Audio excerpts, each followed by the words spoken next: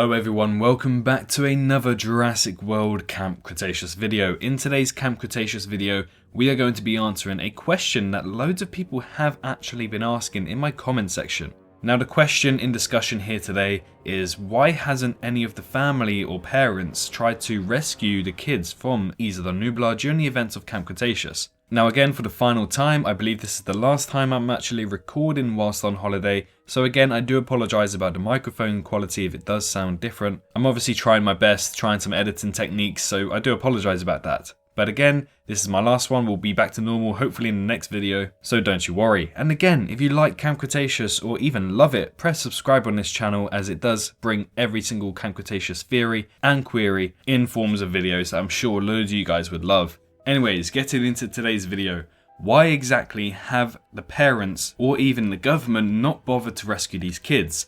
Clearly, the parents of Darius, Ben, Kenji, Brooklyn, Sammy and Yasmina are going to be worrying where their children are, and they're going to be thinking, oh, they're on the island, there's no way they could have been dead. And they'll probably be in stages of grief because they probably would have been told, sorry, your kids didn't make it, they're dead, which in actual fact we know is false. And likewise, we saw Roxy and Dave see the monorail with the kids alive on it, so as far as they know, they're aware that all of the kids are alive and clearly they want to try and rescue these kids. But it's been more than 8 weeks since anybody was on the island despite the kids themselves. So why exactly has no one besides Mitch, Tiff and Hap arrived on the island to try and rescue these kids? Well, when Mitch, Tiff and Hap did arrive on the island, they are obviously big game hunters and weren't supposed to really be there. And they had no clue that the kids were on the island either, so that goes to show that anybody is able to get onto the island. However, something that Mitch says whilst confronting Darius about his big game hunting is that Isla Nublar is under EU lockdown. Or I can't remember quite the words that was used, but he says something along those lines. Now, the last time something of that caliber was mentioned was obviously in Jurassic Park 3. Flying over Isla Sorna and also Isla Nublar was prohibited and was not allowed by the US and Costa Rican government. However, that didn't stop the Kirby family tricking Alan and Billy into thinking that they're okay to fly low over Isla Sorna and then tricking them by landing on the island. Now, they did that all illegally, may I just say. This was not supposed to happen, but this was because they had a rescue attempt to try and save the 12-year-old Eric Kirby, which again, 12 years old, I don't really agree with. He must have been so much older in my opinion because of the way he looks, but he's actually younger than any of the kids that we have in Camp Cretaceous. So the whole reason why the parents flew over to Isla Sorna was to try and rescue their son illegally. They knew he must have been alive and he must have been surviving somehow for 8 weeks on the island. Unfortunately, the US government and the Costa Rican government said that it's not allowed, it's not prohibited to go fly over that island because it was just deemed unsafe. And apparently, according to Paul Kirby, the US government told him to accept the inevitable about their son.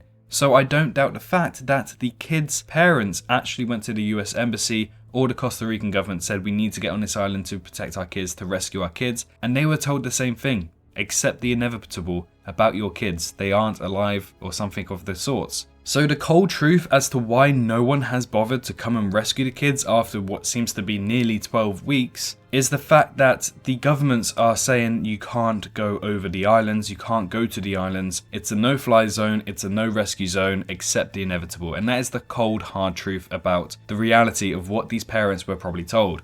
Now I expect that somehow they are going to get rescued. As you can see at the start of the Season 3 trailer, they try to get off the island. As Darius said, we'll try and find a way home. So it's like they are actually trying. However, my assumption is that maybe Dave and Roxy actually finds a way to get back onto the island or tempting the US government to come back onto the island, similar to how Ellie Sattler did in Jurassic Park 3. So that's how I think it's all going to end out. But yes, the cold hard truth as to why their parents haven't been mentioned or tried to rescue them in any way, shape or form is because the US government and the Costa Rican government have come to an agreement to probably say to accept the inevitable about your kids. If they're on the island, they wouldn't have survived this long, and simply no one is allowed to go anywhere near the islands ever since the dinosaur breakout of 2015. So guys, I hope you guys enjoyed today's video. Sorry it seems very depressing, I understand that. However, that is the cold hard truth, and hopefully everybody who is asking this question now realizes as to why the parents or anybody else hasn't gone to rescue the kids. But anyways guys, I hope you guys enjoyed today's video. Smash that like button if you did. Let me know your thoughts about this this theory and truth down in the comment section down below. And also, if you are new around here, do press that subscribe button, as it really would mean a lot as we get closer to 50,000 subscribers,